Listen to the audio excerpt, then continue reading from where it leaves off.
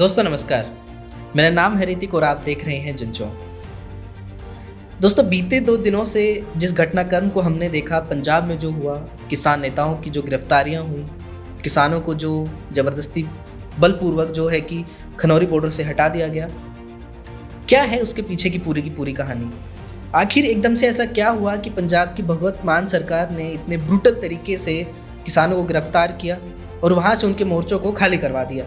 दोस्तों इसके पीछे की जो वजह है वो बहुत अहम है, बहुत ज़रूरी है, और वह यह है कि अब जो केजरीवाल हैं उनको खड़ा करने के लिए ये पूरी पटकथा लिखी गई है। 19 तारीख को जैसे ही केंद्र सरकार के साथ में, मंत्रियों के साथ में जो किसान नेताओं की मीटिंग हुई, उसके तुरंत बाद ही उनको गिरफ्तार कर लिया गया।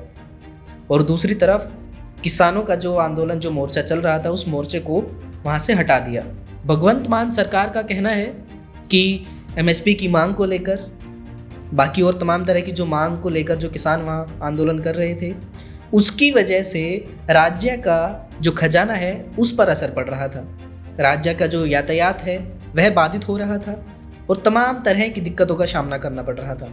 लेकिन यह एकदम से अभी क्यों हुआ? आपको याद होगा 2020-21 का आंदोलन, जब दिल्ली में भी आम आदमी की सरकार थी, पंजाब के चुनाव नहीं हुए थे। उस दौरान जब वहाँ पर किसान आंदोलन करने के लिए पहुँचे, अलग अलग बॉर्डर पर वो लोग वहाँ बैठे, तो आप सरकार ने वहाँ बिजली, पानी, टॉयलेट, तमाम तरह की सुविधाएं उनको मुहैया कराई। और वो चाहते थे कि यह आंदोलन लगातार चलता रहे। वो इसलिए चलता रहे क्योंकि पंजाब में चुनाव नहीं हुए थे, पंजाब में चुनाव होने थे। तमाम तरह के किसानों के हक में कसीदे पढ़े जा रहे थे, तमाम तरह के वादे किए जा रहे थे। उन्हीं का नतीजा था कि जब पंजाब में चुनाव हुए तो वहाँ आम आदमी की सरकार चुनकर आई, भगवंत मान को वहाँ का मुख्यमंत्री बनाया गया। और आज उसी मुख्यमंत्री ने इनकी छातियों पर, यानी कि किसानों की छातियों पर बुलडोजर चला दिया। जब भी कोई चुनाव होता है तो जो भी पॉलिटिकल पार्टीज होती हैं, उनका सबसे पहला काम होता है अपने हक में वोट लेना, ध्रुवीकरण करना।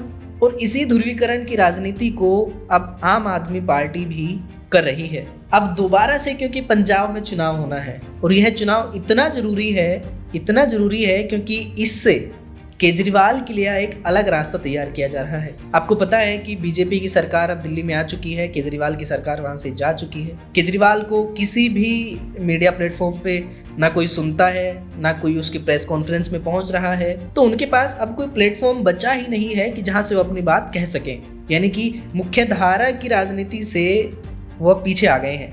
उनके लिए अब नया रास्ता इख्तियार किया जा रहा है और वो रास्ता जाता है लुधियाना उपचुनाव से होकर खनौरी बॉर्डर पर। राज्यसभा सांसद हैं संजीव अरोड़ा, उनको आम आदमी पार्टी की तरफ से उम्मीदवार घोषित किया गया है। लुधियाना ईस्ट से वो चुनाव लड़कर आएंगे और अगर वो जीतते हैं तो उसके बाद फिर वो राज्यसभा से इस्तीफा देंगे, जहां भेजा जाएगा केजरीवाल को। तो केजरीवाल की संसद का जो रास्ता है वो होकर जाता है खनौरी बॉर्डर से, इसीलिए किसानों को वहां से हटाया गया। यह वही सरकार है जो किसानों के नाम पर वोट मांगकर सत्ता में आई थी और अब ध्रुवीकरण करके यह ग्रामीण लोगों को नाराज कर सकती है, लेकिन अब शहरी वोट इनको बनाना है, तो इसलिए अब शहरी लोगों के लिए ये काम करना चाहती है। यानी कि अपना जो पूरा का पूरा जो फोकस है वो शिफ्ट करके वो शहरों की तरफ लेकर आ रही है। किसानों को तो नाराज इन लोगों ने कर दिया, लेकिन भगवंत मान सरकार चाहती है कि इस चुनाव को जीतकर केजरीवाल को संसद में भेजा जाए। आपने देखा होगा 19 तारीख की जो किसानों के साथ जो मीटिंग थी, उसमें गृह मंत्रालय के लोग भी शामिल थे, भगवंत मान के मंत्री वो लोग भी शामिल थे, और एकदम से तुरंत इस पूरे की पूरी कार्रवाई को अंजाम दिया गया। किसानों पर रातों रात लाठियां बरसाई गई, उनको वहां से हटाया गया जबरदस्ती, उनके सामान को दूर लेकर छोड़ दिया गया, बाकी सामान तहस नहस कर दिया गया। पुलिस प्रशासन की देखरेख में वहां से सामान जो है वो चोरी हो गया। ऐसे वीडियो सामने आ रहे हैं।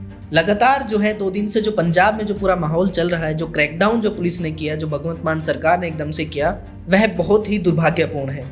लेकिन जिस तरीके की वीडियो, जिस तरीके का आक्रोश किसानों में दोबारा से पनप रहा है, जिस तरीके से दोबारा से सभी लोग, सभी जत्थेबंदियां वापस से एकजुट होकर वापस लौट रही हैं, अब यानी कि यह भी साफ है कि आने वाले समय में आम आदमी पार्टी के लिए, भगवंत मान सरकार के लिए रास्ते जो हैं वह आसान नहीं होने वाले हैं। तो आज के लिए इतना ही। आप देखते रहिए जनचौक, और आपकी इस पूरे के पूरे मामले पर क्या राय है आप जरूर साझा करें कमेंट बॉक्स में।